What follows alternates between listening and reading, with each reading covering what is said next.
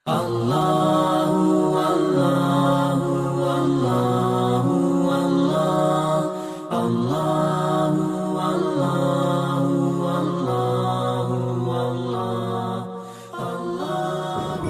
لیے ہر مسلمان کو جتنی فکر نماز کو بڑھیا بنانے اور نماز کو مقبول بنانے کی، روزے کو مقبول بنانے کی، ذکر اور تلاوت کو مقبول بنانے کی کرنی چاہیے، اتنی ہی ہر مسلمان کو اپنی زندگی کے دوسرے جو شعبے ہیں، معاملات کے ہیں، گھریلو زندگی ہے، تجارتی زندگی ہے، جو بھی زندگی ہے، اس زندگی کو شریعت کے مطابق بنانے کی اسی درجے میں کوشش کرنی ہے۔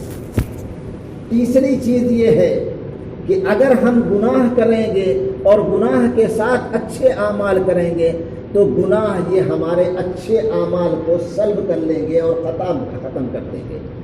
اس لیے ہم جب اچھا عمل کریں تو اس اچھے عمل کو باقی اور محفوظ رکھنے کے لیے ہم گناہوں سے بچتے رہیں، خود گناہوں سے بچیں، اپنے بچوں کو گناہوں سے بچائیں، اپنے گھر والوں کو گناہوں سے بچائیں۔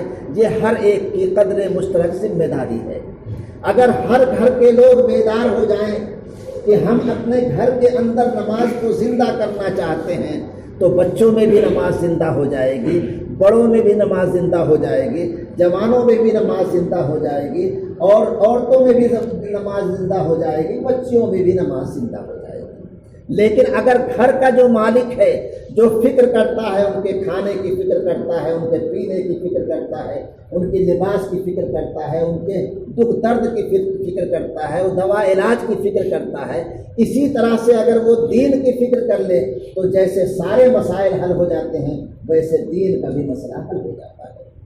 ابھی مولوی انور صاحب نے توجہ دلائی عورتوں کی کہ عورتیں نماز میں کوتاہ ہیں، نماز میں کوتاہی مرد کی بھی ہے، عورتوں کی بھی ہے، دونوں ایک درجے کے مجرم ہیں، اس کے اندر کوئی فرق نہیں ہے۔ البتہ سوچ جب بدل جاتی ہے تو عمل بھی بدل جاتا ہے۔ عورتوں کی سوچ یہ ہے کہ نماز ہمارے اوپر پڑھنے کے لیے پورا وقت ہے، جب جی چاہیں گے ہم نماز پڑھ لیں گے۔ قرآن نے یہ نہیں کہا ہے، قرآن نے کہا ان الصلاۃ کانت علی المؤمنین کتابا موقوتا، چاہے وہ مرد ہو چاہے وہ عورت ہو، ہر ایک کے لیے وقت پر نماز پڑھنا یہ ضروری ہے۔ اگر وقت پر نماز وہ نہیں پڑھ رہا ہے اور تاخیر کر رہا ہے تو یہ ایمان کی کمزوری کی علامت ہے کہ ایمان اس کا کمزور ہے، یہ غفلت نہیں ہے، ایمان کی کمزوری کی علامت ہے۔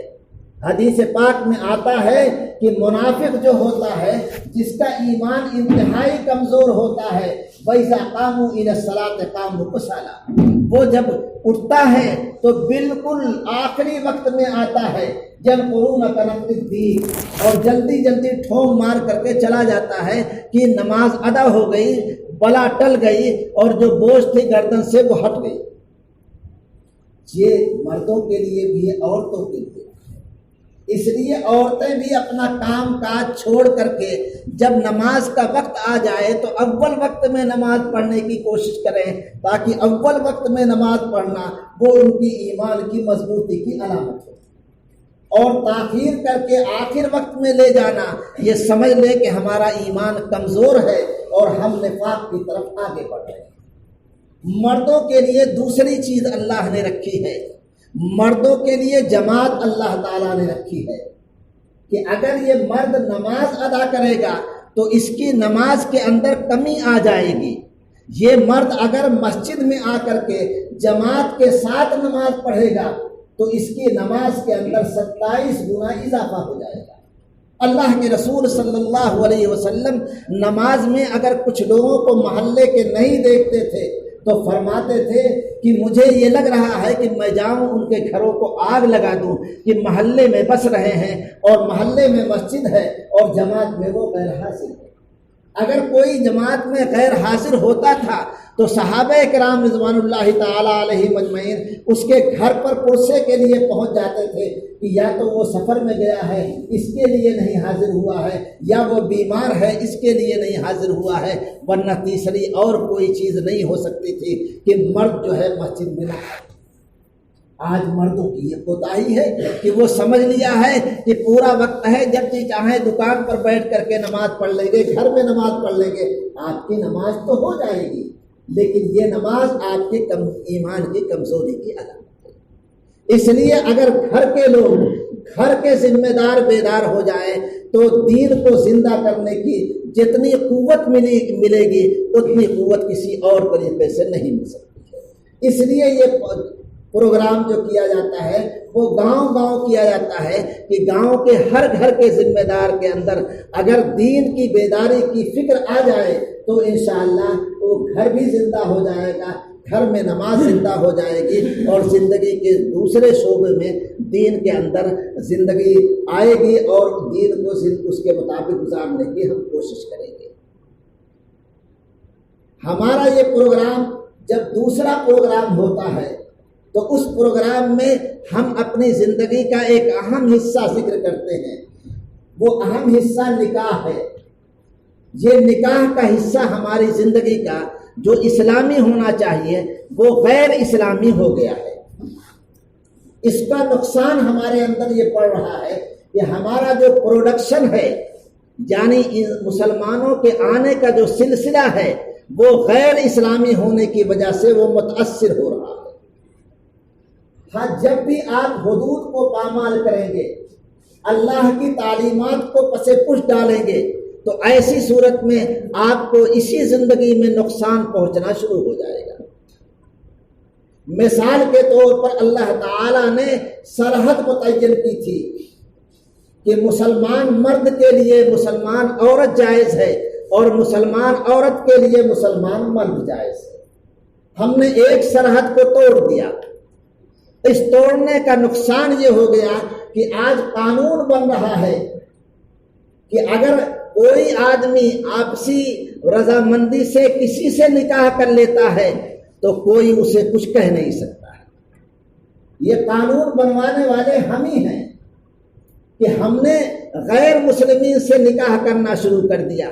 ہندوستان کے طول و عرض میں آپ دیکھیں سینکڑوں ایسے خاندان ہیں جن کی بیویاں غیر مسلم ہیں، وہ غیر مسلم ہیں اور مرد مسلمان ہیں۔ لا تنکحوا المشرکات حتی یؤمنن، قرآن کہتا ہے کہ جب تک کہ غیر مسلم عورت مسلمان نہ ہو جائے، مسلمان ہونے کے نکاح کرنے کے لیے مسلمان بنانا یہ اسلام کے خلاف ہے۔ یہ اس کے دل کے اندر ایمان نہیں آیا ہے۔ دل میں پہلے ایمان آئے، آپ کا ایمان کمزور ہو گیا ہے کہ آپ نے غیر مسلم کی طرف نگاہ ڈالی ہے۔ جو حرام تھی اس حرام پر اگر آپ نے نگاہ ڈالی ہے تو آپ اپنے ایمان کو مضبوط بنائیے کہ یہ نگاہ جو ہے اس محرم پر نہ پڑے جس سے نکاح کرنا حرام ہے۔ سینکڑوں خاندان ہیں جہاں یہ سلسلہ قائم ہے کہ ان کے لوگ جو ہے وہ شادی کے بعد پیدا ہو رہے ہیں، چاہے وہ مسلمان بن کر کے زندگی گزار رہے ہیں، چاہے وہ غیر مسلم بن کر کے زندگی گزار رہے ہیں، لیکن ان کی زندگی کے اندر حرام کاری تو داخل ہے۔ اس سے خیر کے نتائج نہیں ہو سکتے۔ اسی طرح سے ہمارے ہاں جو نکاح سادہ تھا، اس سادے نکاح کے اندر اتنے لوازمات آ گئے ہیں کہ بچیوں کا نکاح کرنا مشکل ہو رہا ہے، بچوں کا نکاح کرنا مشکل ہو رہا ہے۔ ہم نے خود مشکلات پیدا کر دی تو اللہ تعالیٰ نے آج مشکلات پیدا کر دیا ہے۔ جتنے طلاق اور جتنی نااتفاقی آج ہو رہی ہے اتنی نااتفاقی اس دور میں نہیں ہوتی تھی جس دور میں آپ یہ کہا کرتے تھے کہ پڑھے لکھے کم تھے۔ اس وقت پڑھے لکھے کم تھے لیکن تربیت ان کی زیادہ تھی۔ علم کے ساتھ اگر تربیت ہوگی تو وہ علم نافع ہوگا، اور علم کے ساتھ اگر تربیت نہیں ہوگی تو وہ علم انسانی معاشرے کے اندر نافع نہیں ہو سکتا۔ آج دنیا علم کے لیے ابھار رہی ہے کہ علم بڑھے، لیکن علم تو دور جاہلیت میں بھی تھا کہ وہ ایسے ایسے ادب کے اشعار کہتے تھے کہ جو خانہ کعبہ پر آویزہ کیا جاتا تھا، اور آج تک جو سبع مؤلفات ہیں ان کے اشعار کے مقابل میں جو ہے آج تک شعر کہنے والا، شعر لکھنے والا دنیا میں پیدا نہیں ہوا، لیکن وہ ان کی تربیت نہیں تھی۔ تو ننگے ہو کر کے اللہ کے گھر میں طواف کیا کرتے، ننگے ہو کر کے جو ہے وہ زندگی گزارا کرتے تھے. ان کے ہاں انسانیت ختم ہو گئی تھی. قرآن کہتا تھا کہ وہ درندوں سے بھی بدتر ہو گئے. تو علم سے کچھ نہیں ہوتا جب تک انسانیت علم کے ساتھ تربیت نہ ہو. تو پہلے علم کم تھا لیکن تربیت زیادہ تھی، تو معاشرے کے اندر نباہ کی جو شکلیں تھیں ان پر لوگ ڈرتے تھے، خوف ہوتا تھا. آج یہ خوف ہے، آج عشق اور محبت یہ عام ہو گئی ہے. آپ یہ کہتے ہیں یہ موبائل کیا ہے؟ یہ موبائل تو بہت چھوٹا سا دروازہ ہے. دنیا کے اندر بڑے بڑے دروازے کھول دیے گئے ہیں. فلم کی انڈسٹری بنا دی گئی. اللہ کے رسول صلی اللہ علیہ وسلم نے فرمایا کہ دنیا میں آیا ہوں یہ مزامیر، گانا، باجا، یہ فحاشی، اس کو جڑ سے اکھاڑنے کے لیے آیا ہوں. اللہ کے رسول صلی اللہ علیہ وسلم جڑ سے اکھاڑنے کے لیے آئے ہیں، اور دنیا اسے کہہ رہی ہے یہ انڈسٹری ہے، ایک کارخانہ ہے جہاں آپ جو ہے وہ مال کمائیں گے. جو لہو و لعب ہے، کرکٹ کی دنیا ہے، یہ لہو و لعب ہے. یہ کرکٹ کی دنیا انڈسٹری بن گئی ہے. بڑے سے بڑا مالدار ان کی مالداری کو پہنچ نہیں سکتا تھا، کوئی بڑا تاجر نہیں پہنچ سکتا ہے. لوگ چاہ رہے ہیں اس لیے یہ موبائل. تو اب آپ کو پہلے آپ ایسے رکھ کر کے دور رکھ کر کے تصویر لیا کرتے تھے. دنیا نے کہا ابھی اس کو زحمت ہو رہی ہے، ایک ڈنڈا لگاتا ہے، پھر یہاں لگتا ہے، پھر اس کے بعد رہتا اب سیلفی. اب خود اپنے آپ کو جتنی طرح سے چاہیے اتنی طرح سے بنائیے، سنواریے، اسی میں گھنٹوں لگائیے، اپنی تصویر کو دیکھ کر کے مسکرائیے اور خوش ہو جائیے. یہ دنیا نے بنا دیا. آپ کا وقت برباد ہو رہا ہے. آپ تصویر کشی جو حرام ہے اس حرام کام میں آپ انگیج ہو رہے ہیں. یہ بنا کر کے جو فوٹو رکھے ہوئے ہیں، یہ فوٹو سارا کا سارا اللہ کے ہاں جائے گا اور یہ پوچھا جائے گا کہ اللہ بننے کی جو کوشش آپ کر رہے تھے، خالق بننے کی کوشش کر رہے تھے، یہاں آپ کی کچھ نہیں تھی. یہ دروازہ اور کھلتا جائے گا، یہ کھلتا جائے گا. جتنا کھلتا جائے گا برائیوں کے لیے جتنی آسانیاں ہیں وہ ساری آسانیاں پیدا ہوتی جائیں گی. لیکن آپ برائیوں کو، وہ برائیوں کے لیے جو مشکلات ہیں، وہ مشکلات جو ہے وہ اس وقت بھی تھی جب لوگ سارے کے سارے برے تھے. تو آپ بھلے بنتے تھے تو لوگ آپ کے پیچھے پڑ جاتے تھے. اب آپ کو ان سے بچنا ہوگا، موبائل سے بچنا ہوگا، فلم انڈسٹری سے بچنا پڑے گا. جو ماحول اور معاشرہ گندا آپ کے ہاں چل رہا ہے اس سے بچنا پڑے گا. آپ کو اپنا نکاح سادگی کے ساتھ کرنا پڑے گا. آپ مسلمان ہیں، آپ کے پاس بچہ ہے تو آپ اس بات کے پابند ہیں کہ اپنے بچے کے لیے جہیز سے بچائیں، تلک سے بچائیں، جہیز لینے سے بچائیں، بارات جانے سے بچائیں، اپنے آپ کو پیش کریں. ان علماء کی ذمہ داری ہے جو سندیں لے کر کے آ رہے ہیں، جو کتاب النکاح پڑھ کر کے آ رہے ہیں، جو بڑی بڑی گتھیاں سلجھا کر کے آ رہے ہیں، وہ لگ جائیں اپنے والدین کے ساتھ، کھڑے ہو جائیں مضبوطی کے ساتھ کہ ہم خلاف سنت نکاح نہیں کریں گے، ہم جہیز نہیں لیں گے، ہم بارات نہیں لے جائیں گے. دیکھیے انقلاب آتا ہے کہ نہیں آتا؟ انقلاب آئے گا. جو لوگ دیندار ہیں وہ اپنے دین کے لیے کھڑے ہو جائیں کہ اللہ تعالیٰ نے ہمیں سادگی کے ساتھ کہا ہے، ہم سادگی کے ساتھ ہی ہم نکاح پڑھائیں گے. حالات آئیں گے. کچھ لوگ دیندار ہیں جن کے بچے ہیں، کچھ لوگ دیندار ہیں جن کی بچیاں ہیں. دیندار بچے کے دیندار بچیاں جو ہیں دونوں کا نکاح سادگی سے ہو جائے گا. کون روکنے والا ہے آپ؟ اللہ نے کہا الصالحات للصالحین والخبیثات للخبیث. اللہ نے بتایا کہ جو لوگ ہیں یہ ہمیں آگے آنا پڑے گا. صحابہ کرام کیوں نہیں فکر کرتے تھے کہ ہم 10 آدمی ہیں، یہ 1000 ہیں، پورا مکہ ایک طرف ہے، ہمارا کوئی کام کیسے؟ ان کا کام اسی طرح سے چلتا تھا کہ ہر دیندار دوسرے دیندار کا معاون ہوتا تھا، ہر ایک دین پر عمل کرنے والا ہوتا تھا، ہر ایک دوسرے کے دین کے لیے معاون اور مددگار ہوتا تھا. ہر ایک کی پسند ایک تھی. وہ اپنے بچے کے لیے پسند کرتا ہے تو دوسرے کے بچے کے لیے وہی پسند کرتا ہے. اپنے بچے کو سادگی سے کرے گا، دوسرے کے بچے کے سادگی سے کرے گا، اپنی بچی کے لیے سادگی کسے کرے گا، دوسرے بچے کے، ان کو کوئی پریشانی نہیں آئے گی۔ بلا سے ساری دنیا خرابی کی طرف جائے، لیکن 10 ہی آدمی اگر آ جائیں گے تو 10 نمونے ایسے پیش ہو جائیں گے جس نمونے کا خیر لوگوں کے سامنے آئے گا۔ آج نمونے کا خیر نہیں آ رہا ہے، ہم نے دکان لگا دی، ہم بھی وہی 420، اسی طرح سے جھوٹ، اسی طرح سے مکاری، اسی طرح سے جو ہے وہ عیب کو چھپا کر کے ہم بھی اپنی دکانداری کو چمکا رہے ہیں۔ ہمارے بغل میں جو ہے غیر مسلم ہے، وہ بھی چمکا رہا ہے۔ کوئی احساس ہمیں نہیں ہے۔ یہ احساس ہمیں پھر سے پیدا کرنے کے لیے محنت کرنی پڑے گی۔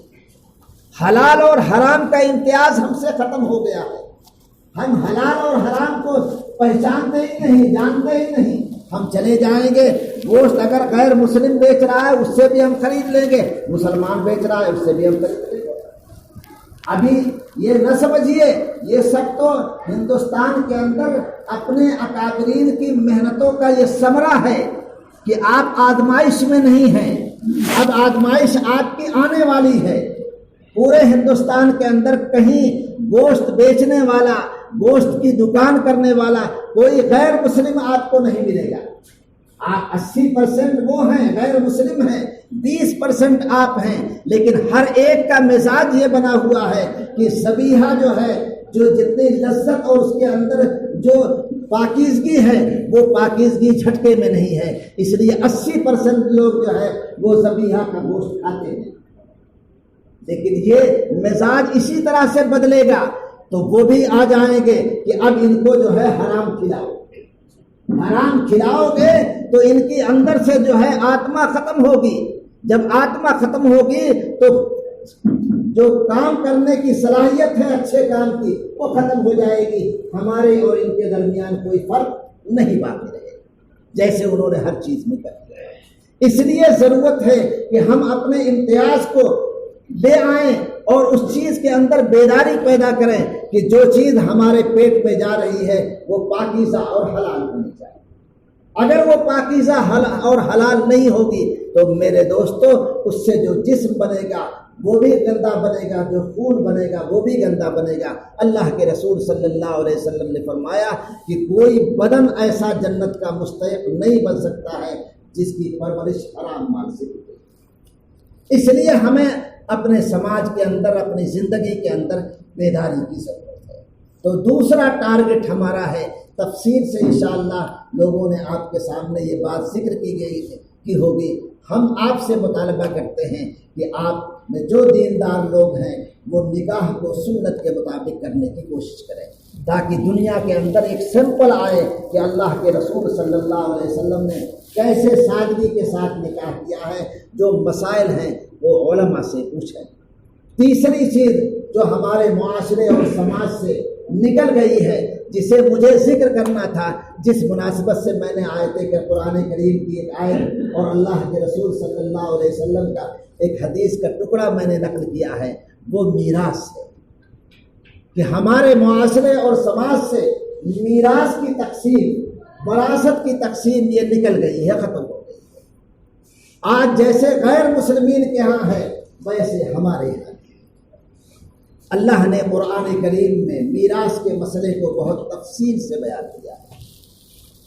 اللہ کے رسول صلی اللہ علیہ وسلم نے علماء سے کہا ہے تعلم الفرائض، کہ علم فرائض، میراث کے جو اصول ہیں اللہ اور اس کے رسول نے بتایا ہے اس کو سیکھو۔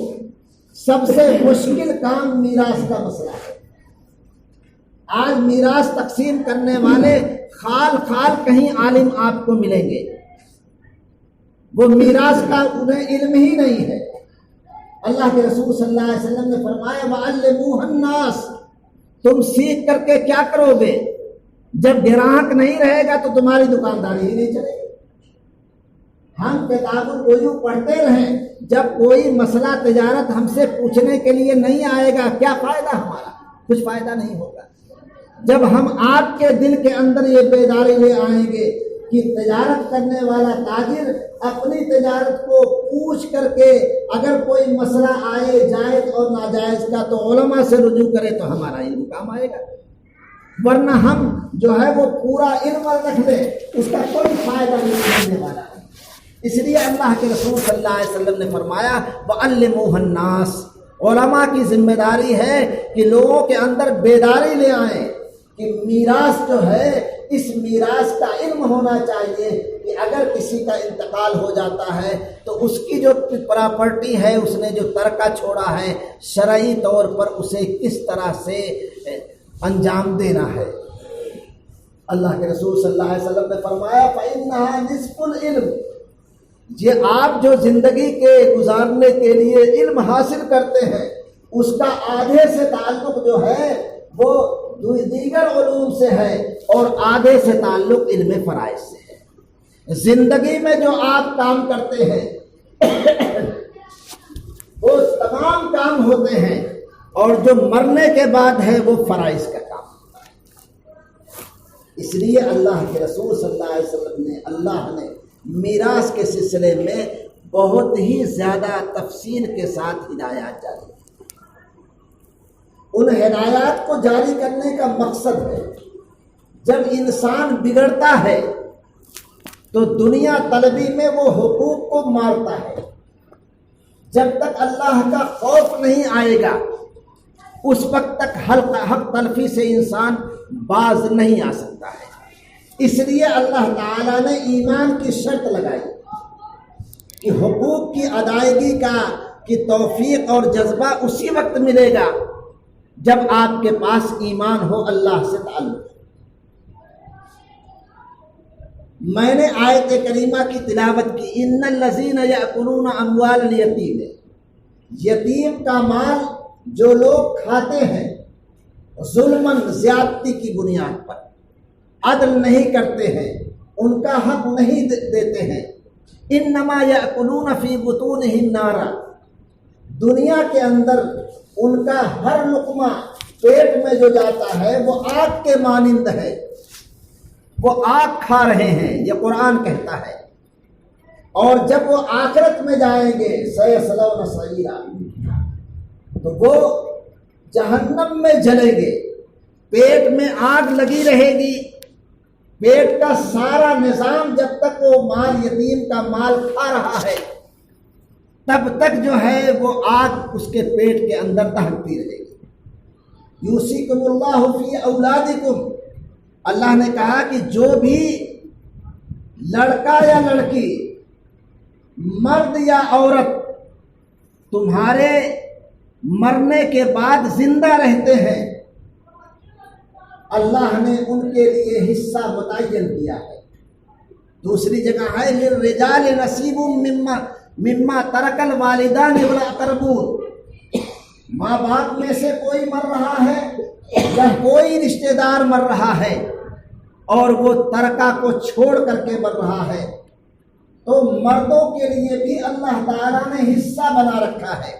وللنساء نصیب مما ترک الوالدان والاقربون، اور اگر عورتیں چھوڑ کر کے وراثت میں آ رہی ہیں تو عورتوں کے لیے بھی اللہ تعالیٰ نے اسی طرح سے حصہ بنایا ہے جیسے مردوں کے لیے بنایا ہے، نصیبا مفروضا۔ یہ حصہ آپ کی مرضی کے مطابق، آپ کی پسند کے مطابق، آپ کی خدمت کے مطابق، آپ کے تعلق کے مطابق یہ حصہ نہیں اللہ نے رکھا ہے، یہ حصہ اللہ تعالیٰ نے متعین کر رکھا ہے۔ جس کو جتنا حصہ ملنا ہے وہ اللہ کی طرف سے مل رہا ہے۔ بیٹا فرما بردار ہوگا جب بھی ملے گا، نافرمان ہوگا جب بھی ملے گا۔ بیٹی شادی شدہ ہوگی جب بھی ملے گا، غیر شادی شدہ ہوگی جب بھی ملے گی۔ حالات سے اس کا کوئی مطلب نہیں، یہ حصہ اللہ تعالیٰ کی طرف سے ہے۔ یہ ایسا حصہ ہے جو کبھی ختم نہیں ہوگا، قیامت تک یہ حصہ چلتا رہے گا۔ لوگوں کان کھول کر کے سنو، قیامت تک یہ حصہ چلتا رہے گا۔ ہم لوگ جب دارالفتہ میں پڑھتے تھے تو 20 پشتوں کا مناسبہ آتا تھا، یعنی یہ مرے 20 سال تک 20 پشت، یعنی باپ ہے، دادا ہے، پردادا ہے، اس کا پردادا ہے، اس کا پردادا ہے، اس کا پردادا ہے۔ غفلت میں وہ جائیداد نہیں بٹی، تو اب ہم کو جائیداد بانٹنی ہے، تو 20-20 پشت کا مناسقہ ہوتا تھا، اس کو جائیداد بانٹنی ہوتی تھی کہ ہر مرنے کے بعد کس کو کتنا ملے گا، یہ پوری تیاری کی جاتی تھی۔ یہاں مرنے کے بعد بیٹے کے لیے تو کوئی پوچھنے والا نہیں، 20 برس کے لیے کون ملے، یہ تیاری اسلام کرتا ہے، اور ہر مفتی یہ تیاری کرتا ہے کہ غفلت میں یہ چیز ہو سکتی ہے، کئی پشتیں گزر جائیں اور بٹانا ہو، اور پھر ایک پشت کے بعد آ جائے یہ بیداری کہ اللہ کے ہاں ہمیں حساب دینا ہے۔ یہ ختم نہیں ہوتا کبھی میرے دوست۔ معاملات کی دنیا آسان ہے، کسی سے آپ نے زمین کا معاملہ کر لیا وہ جائز ہے، زمین آپ کی ہو گئی۔ کسی کا آپ نے معاملہ زمین کا کیا، وہ زمین اس کی ملکیت نہیں ہے، کسی دوسرے کی ملکیت ہے، آپ نے پیسہ دے دیا، وہ زمین آپ کی ہو گئی۔ بس اتنا ہی فرق رہے گا کہ جب کبھی وہ اصل مالک آ جائے گا تو آپ کو اپنے پیسے واپس لے لینا پڑے گا اور اس کی زمین واپس دے دینی پڑے گی، اس لیے کہ وہ زمین بیچنے کا مجاز نہیں تھا، بقیہ کوئی گناہ نہیں۔ آپ نے کسی کے چیز کو قسم کر لیا، حرام طریقے سے لے لیا، حرام طریقے سے لے لیا، وہ بھی آپ کی چیز ہو گئی، جائز نہیں ہے، ناجائز اور حلال ہے، لیکن آپ کی پشتوں تک وہ چیز نہیں چلے گی۔ جس کا حق ہے اس کا حق آپ کو دینا پڑے گا، دیں گے تو جائز رہے گا، نہیں دیں گے تو اللہ تعالیٰ کے ہاں آپ کو اس کا گناہ ملے گا۔ یہ معاملات ہے، لیکن یہ حق ہے اللہ کا نصیب مفروضہ، یہ ختم ہونے والا ہے۔ یہ کہہ کر کے آپ کی جان نہیں بچ سکتی ہے کہ میرے باپ نے نہیں دیا تھا، باپ جانے وہ جانے، میں کیا جانوں، مجھے تو مل گئی ہے، نہیں، یہ نہیں ہو سکتا۔ جتنی باپ کی ذمہ داری ہے اتنی بیٹے کی ذمہ داری ہے، اتنی پوتے کی ذمہ داری ہے، اتنی اس نسل میں جتنے لوگ لیے ہوئے ہیں سب کی ذمہ داری ہے۔ اس سے آپ بری نہیں ہو سکتے ہیں جب تک کہ صاحب حق کو حق نہیں دیں گے۔ اس لیے یہ خطرناک چیز ہے۔ اللہ نے بتایا نصیبا مفروضہ، یہ میرا حق ہے، اور اس حق کو جو ہے میں کبھی معاف نہیں کروں گا۔ یہ حق میں نے بندوں کے لیے رکھا ہے۔ نماز میں کوتاہی ہوگی معاف ہو جائے گی، روزے میں کوتاہی ہوگی معاف ہو جائے گی، لیکن اس میں معاف نہیں ہو سکتا۔ اللہ نے کہا سنو، اس سے زیادہ خطرناک چیز میں بتاتا ہوں۔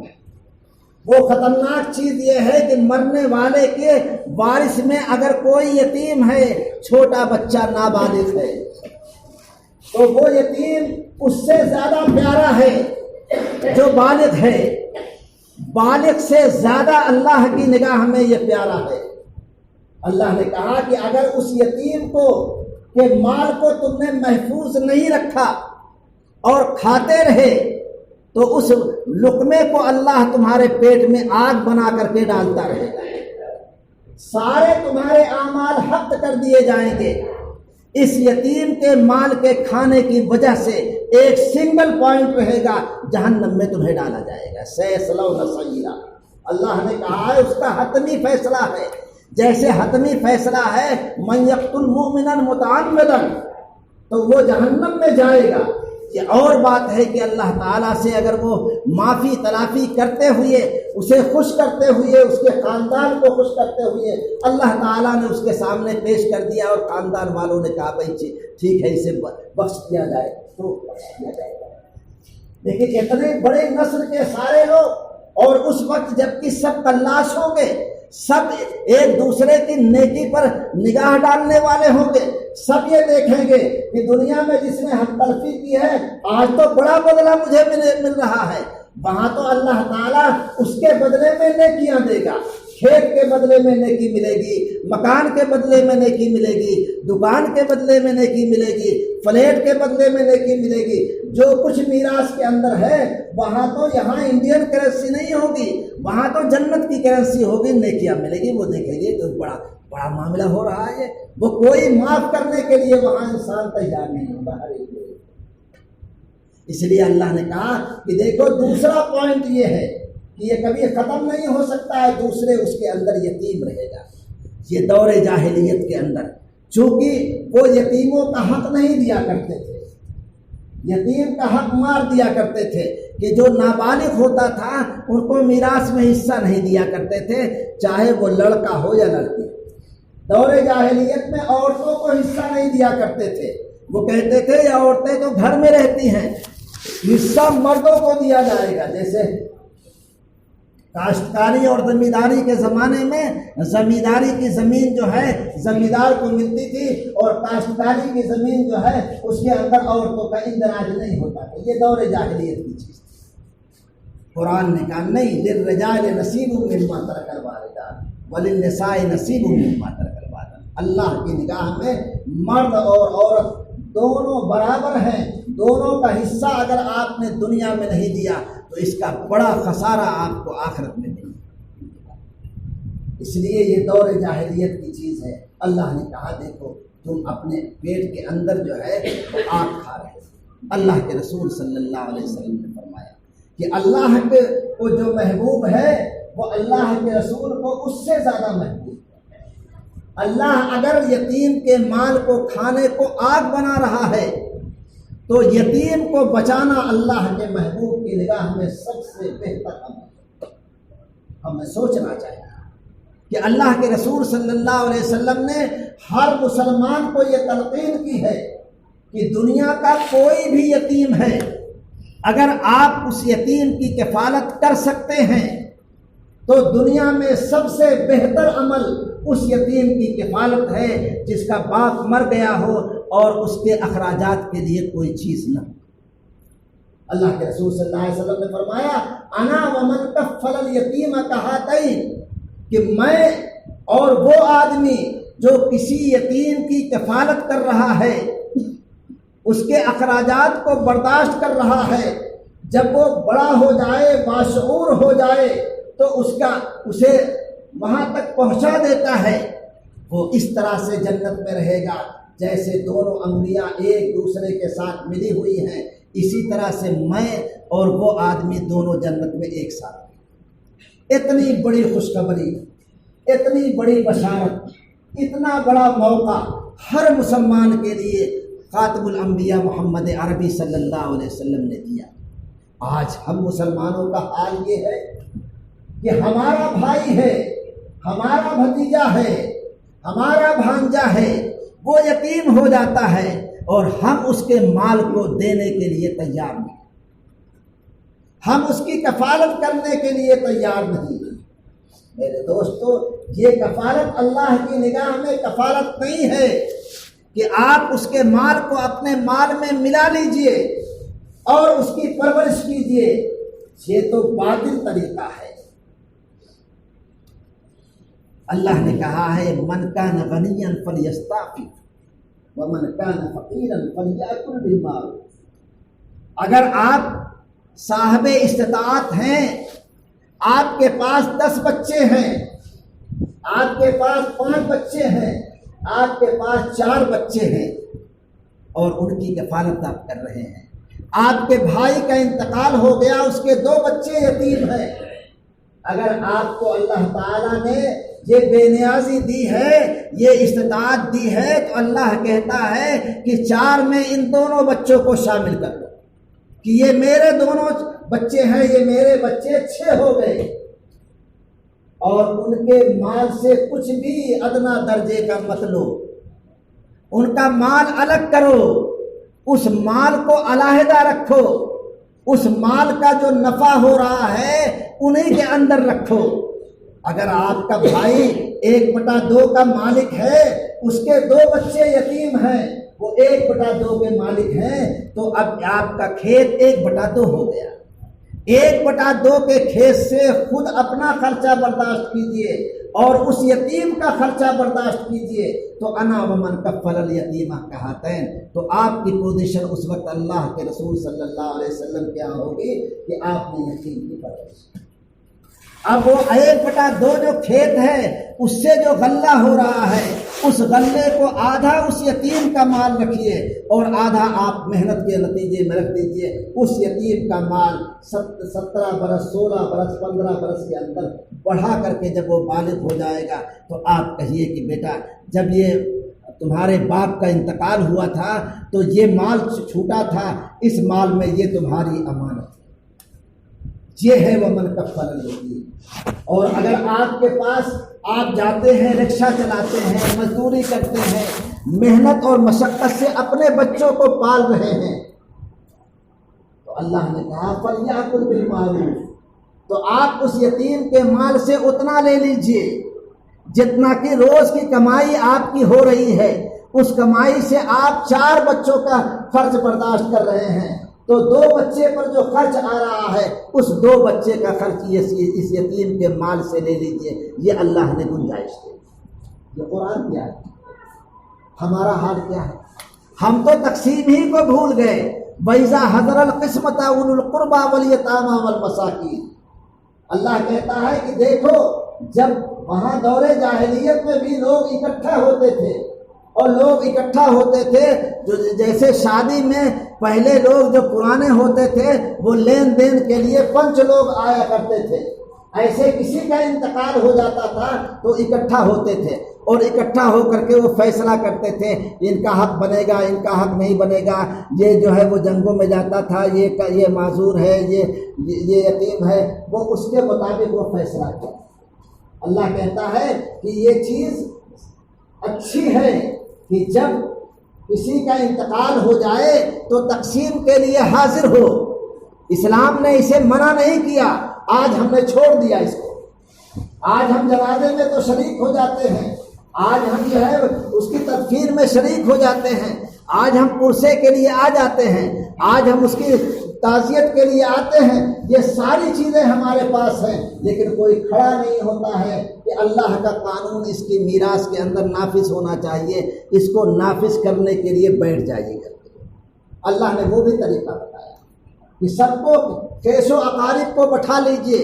آج دن نرم ہے, آج ایک دوسرے سے محبت ہے, غم میں جانے والے کے سب شریک ہیں. کل یہ حالات بدل جائیں گے. آج بیٹھیے, اور بیٹھنے کے بعد ہر ایک کو علماء کو بلائیے, اس سلسلے میں مسئلہ پوچھیے کس کا کیا حق بنتا ہے, کس کا کیا حق بنتا ہے, کس کا کیا حق بنتا ہے. سب کی ضیافت کیجیے, سب کو جو ہے کھلائیے پلائیے, سب کی مہمان نوازی کیجیے, سب کا رشتہ داروں کا اکرام کیجیے, ان کو ہدیہ اور تحفہ دیجیے. جو لوگ ذمہ دار ہیں کہ آج آپ آئے ہیں, ایک بڑا مسئلہ ہے جس مسئلے کو ہماری آخرت بگڑنے والی ہے, ہم مل کر کے اسے حل کر لیتے ہیں. اب اس میں تقسیم کا مسئلہ آئے گا, کھیت کا مسئلہ آئے گا, آپ کے فلیٹ کا مسئلہ آئے گا, اس کو آپ راضی کر لیجئے. سارے شرکا کو معلوم کیجئے پہلے کہ کس کا کتنا حق بنتا ہے, اس حق والے کو اس حق کے لیے راضی کر لیجئے. کسی کو کچھ دے کر کے راضی کر لیجئے, کسی کو کچھ دے کر کے راضی کر لیجئے, کسی کا نقصان نہ ہونے پائے. جب آپ جو ہے وہ سب ایک دل والے رہیں گے, ایثار کرنے والے رہیں گے, تو کوئی مسئلہ نہیں آئے گا. دسترخوان پر آپ بیٹھ جاتے ہیں, ہر ایک کے سامنے کعب آ جاتا ہے, ہر ایک کے سامنے پیالی آ جاتی ہے, ہر ایک دوسرے کی رعایت کرنے والا بنتا ہے. تو کبھی نہ بوٹی پر جھگڑا ہوتا ہے, نہ روٹی پر جھگڑا ہوتا ہے, نہ سبزی پر جھگڑا ہوتا ہے. ہر ایک آرام کے ساتھ کھا لیتا ہے, اس لیے کہ ہر ایک دوسرے کو کھلانا چاہتا ہے. تو جھگڑا کس بات کا؟ جب ہر ایک اللہ اور اس کے رسول کو راضی کرنا چاہے گا تو جھگڑا کس بات پر ہوگا؟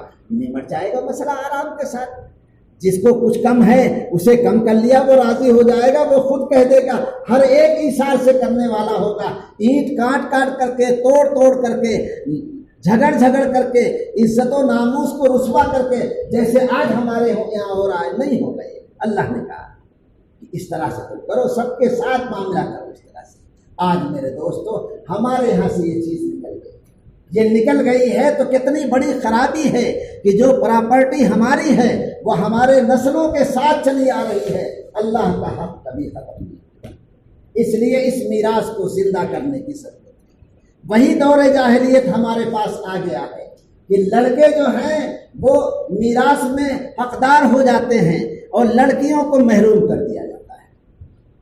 قانون بنے گا میرے دوست, جب قانون بنے گا تب آپ کہیں گے شریعت میں مداخلت ہو رہی ہے. صدیوں سے آپ شریعت میں مداخلت کر رہے ہیں تو کوئی اعتراض نہیں. بہن کا حق آپ مار رہے ہیں تو کوئی اعتراض نہیں.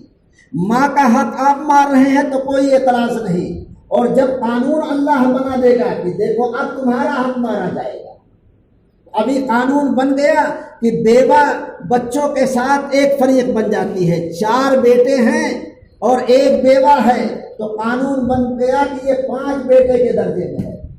اللہ نے کیا کہا تھا؟ اللہ نے یہ کہا تھا کہ اگر ان کے پاس بیٹے نہیں ہیں تو ان کو وَلَهُنَّ الثُّمُنُ 8واں حصہ دے دیجیے، 1/8 دے دیجیے۔ آپ نے 1/8 مارتے رہے، اللہ نے آپ کی گردن پر چھری چلائی، بنا قانون۔ اب یہ 4 بچے ہیں تو 1 بیوہ جو ہے وہ 8واں ہو گئی، وہ بن گئی۔ اب جتنا جتنا بچے کو ملے گا اتنا ان کو ملے گا، ورنہ پوری پراپرٹی کا 8واں حصہ رہے گا۔ اگر 2 بچہ ہے 1 ہے تو 1/3 کی حقدار ہو گئی ہے، اگر 1 بچہ ہے 1 ماں ہے تو آدھے کی حقدار ہو گئی۔ آئی مار، اسی طرح سے مار آئے گی میرے دوستو، اللہ چھوڑے گا نہیں آپ کو۔ آپ پھر اگر اس کے باوجود بھی نہیں رہے گا تو اللہ کہے گا اب جاؤ تم، ان تتولوا یستبدل قوما غیرکم، یہ بستی کو ویران کر دے گا اور دوسرے لوگوں کو آباد کرے گا جو اللہ کے قانون کو دنیا میں نافذ کرے گا۔ اس لیے میرے دوستو وقت آ رہا ہے، جگایا جا رہا ہے، ہم جاگیں اور بیدار ہم حصہ دیں، نہیں تو پھر قانون بنے گا کہ جتنے لڑکیاں ہیں جتنے لڑکے ہیں سب کو برابر کا درجہ دے دیا جائے۔ آج آپ کہتے ہیں کیا کریں، مجبوری ہے، قانون میں لڑکوں کا ہے، کیا مجبوری ہے؟ اللہ نے جتنی یوصیکم اللہ پوری آیت میں 3 جگہ کہا ہے، من بعد وصیت یوصی بہا یوصی بہا او دین، کہ وصیت کا دروازہ اللہ نے ہر حصے کے ساتھ رکھا ہے کہ ہمارا جو حصہ متعین کیا گیا ہے، کبھی کوئی آدمی محروم بھی ہو سکتا ہے، اگر محروم ہو سکتا ہے تو وصیت کیجیے۔ حالات ایسے آ سکتے ہیں کہ جن حالات میں عمل کرنا آپ کے لیے مشکل ہو رہا ہے، قانون بنا ہوا ہے کہ صرف بچوں کا اندراج ہوگا، بچیوں کا اندراج نہیں ہوگا، آپ کے لیے اللہ نے دروازہ 1500 برس پہلے سے کھولا ہے کہ آپ مرنے والے کی ذمہ داری ہے کہ قانون کے مطابق عمل نہ ہو، وہ وصیت کر کے جائے کہ جب میں مر جاؤں گا تو میرے اتنے بچے ہیں، اتنی بچیاں ہیں، شرعی حق ان کا اتنا اتنا ہوتا ہے، اس کے مطابق جو ہے یہ تقسیم کر دیا جائے، تو آپ اس وصیت نامے کو، رجسٹرڈ وصیت نامے کو آپ داخل کر دیجئے، اس کے مطابق عمل درآمد۔ آپ اپنی مفاد کے لیے تو وصیتیں کرتے ہیں، کسی کا حق اگر دبانا ہے تو وصیت کرواتے ہیں، کسی کو نافرمان کرنا ہوتا ہے تو وصیت کرواتے ہیں، ایسا نہیں ہے کہ وصیت نہیں کرواتے ہیں۔ آپ بڑا کیس چل رہا ہے کہ ایک دوسرے کے لیے وصیت نامہ کروا کر کے دوسرے کا حق مارتے ہیں، لیکن حق دینے کے لیے آپ وصیت کرنے کے لیے تیار ہیں، وہاں آپ بہانہ بناتے ہیں کہ ہم کیسے وصیت کر کے جائیں گے۔ اس لیے میرے دوستو، اگر ہم نے میراث کے شعبے کو زندہ نہ کیا تو ہماری آدھی زندگی تباہ اور برباد ہو جائے گی اور آدھی زندگی کو یہ کھا جائے گا۔ اس لیے یہ دوسرا پوائنٹ ہے، دوسری چیز ہے جو مسلمانوں سے بالکل نکل گئی ہے، چاہے وہ عالم ہو، چاہے وہ متقی اور پرہیزگار ہو، چاہے وہ بزرگ ہو، چاہے وہ دیندار ہو، چاہے وہ کچھ بھی ہو، کسی طرح کا ہے، ہر ایک کے زندگی سے میراث کا حصہ نکل گیا ہے، الا ماشاءاللہ، ہمیشہ کبھی نکلے گا نہیں۔ زہد بھی رہے گا، تقویٰ بھی رہے گا، اللہ کا ڈر بھی رہے گا، یہ خال رہے گا، وہ دنیا میں انقلاب نہیں پیدا کرے گا۔ اللہ تعالیٰ کچھ لوگ رکھیں گے، کچھ لوگ ایسے ضرور رہیں گے دنیا کے اندر جو اللہ کے رسول صلی اللہ علیہ وسلم کی سنتوں پر عمل کرنے والے رہیں گے، کچھ لوگ ضرور ایسے رہیں گے جو میراث پر عمل کرنے والے رہیں گے، کچھ لوگ ضرور آج بھی موجود ہیں کہ جو لوگ سنت کے مطابق نکاح کرنے والے رہیں گے، کچھ لوگ موجود ہیں کہ وہ اپنی پوری زندگی کو اسی طریقے سے محتاج زندگی گزارنا چاہتے ہیں جیسے وہ نماز کے لیے گزارتے ہیں، کچھ لوگ ضرور ایسے ہیں۔ وہ علامتوں کے قائل نہیں ہوں گے، اللہ علامتوں کا قائل نہیں ہے کہ ہم لمبی نماز پڑھنے لگے تو اللہ پوری زندگی کو قبول کر لے، ہماری نہیں۔ ہم جیسے نماز میں مستغرق ہیں، نماز میں جیسے ہمارا انہماک ہے، خوف اور خشیت ہے، اسی طرح کا ڈر ہمارے تمام اعمال میں ہونا چاہیے۔ اس لیے یہ میراث کے لیے 2 خطرناک پوائنٹ ہیں۔ ایک یہ کہ یتیم کا مال اس کے اندر ہوتا ہے، اگر آپ نے میراث کو تقسیم نہیں کیا، یتیم کے مال کو اگر آپ نے الگ نہیں کیا تو آپ کا مال بھی خبیث ہو جائے گا، ناپاک ہو جائے گا، پاکیزہ نہیں رہے گا، اور پورے یتیم کے مال کی آمیزش کی وجہ سے آپ کو پورے مال کو گندا قرار دے گا۔ اس لیے ان دونوں وجہوں سے کہ آپ کی پوری نسلیں اللہ کے ہاں ایسی جائیں کہ جن نسلوں کے ہاں نہ تقسیم ہوئی ہے نہ حصے دیے گئے ہیں، تو قیامت میں سارے کے سارے حصے دار آپ کی نیکیوں کو لے لیں گے۔ اس لیے دعا کریں، کوشش کریں، محنت کریں۔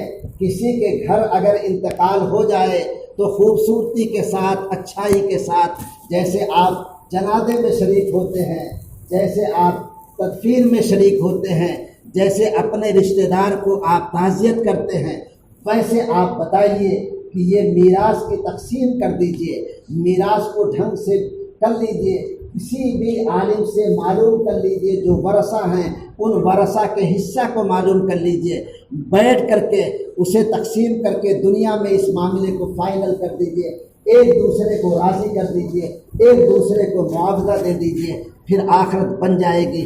پھر آپ کی زندگی کے اندر جو پاکیزہ مال رہے گا وہ پاکیزہ مال اللہ تعالیٰ قبول کرے گا۔ اگر کھیت سے عشر آپ دے رہے ہیں تو اس کی زکوٰۃ اللہ قبول کرے گا، تجارت اگر ہے اس سے آپ زکوٰۃ دے رہے ہیں تو وہ اللہ قبول کرے گا۔ لیکن اگر وہ مال حرام ہے تو زکوٰۃ حرام مال کو پاک نہیں کر سکتی ہے، حرام مال تو کل کا کل واجب التصرف ہوگا۔ اسی لیے اللہ کہتا ہے کہ بہت سارے لوگ ہوں گے دنیا میں، بہت کمانے والے ہوں گے، لیکن آخرت میں خرچ کرنے کے لیے بھیجنے والے ہوں گے، لیکن وہ اب جائیں گے جب آخرت میں تو کہیں گے یقول اہلک مالا لبدا، کہ میں نے بڑا مال خرچ کیا تھا لیکن یہاں میرے نام اعمال میں کچھ بھی نہیں ہے، اس لیے کہ وہ مال جو تھا اس مال میں حرام مال کی آمیزش تھی، حقوق دوسرے کے تھے جو حقوق اس کے اندر ملے ہوئے تھے، اس لیے ان حقوق کی وجہ سے وہ مال ناپاک ہو جائے گا۔ اس لیے ان تین باتوں کی گزارشات آپ کے سامنے رکھی۔ نکاح کو سادگی سے کیجیے اور معاشرے اور سماج کے اندر میراث کی تقسیم کو زندہ کرنے کی کوشش کیجیے۔ اگر ہر گھر کے لوگ، دیندار لوگ، علماء لوگ اس کی طرف توجہ دلانا شروع کر دیں، اس کی اہمیت کو بتانا شروع کر دیں اور اس کے مسائل کو بتانا شروع کر دیں، خاص طور سے کوئی یتیم ہے اور جو بچیاں ہیں ان بچیوں کو آپ کچھ مت کیجیے، ان کا حصہ دے دیجیے، ان کی حصے ہی کو بیچ کر کے آپ ان کی شادی کر دیجیے، یہ بہت اچھی چیز رہے گی کہ اللہ نے آپ کو نہیں وسعت دی ہے، آپ ان کے حصے کو ان کے لیے لگا دیجیے، ان کے کام آ جائے گا۔ لیکن آپ ان کے لیے مر رہے ہیں، ان کو جہیز دے رہے ہیں، ان کو یہ کر رہے ہیں، ساری دنیا کا جتنا سامان ہے وہ سارا کا سارا آپ کر رہے ہیں، دنیا کے جتنے خرافات ہیں وہ آپ کر رہے ہیں، جس کے ہاں شادی ہو رہی ہے رکھنے کے لیے جگہ نہیں ہے پھر بھی آپ ٹھیل دے رہے ہیں، یہ اپنی خواہش کے لیے، ناپاک خواہش کے لیے اتنا آپ صرفہ کر رہے ہیں، لیکن جو جائز حق اللہ تعالیٰ نے اس کا دیا ہے اس جائز حق کو آپ دینے کے لیے تیار نہیں ہیں۔ اللہ تعالیٰ ہم سے اس وقت تک راضی نہیں ہو سکتا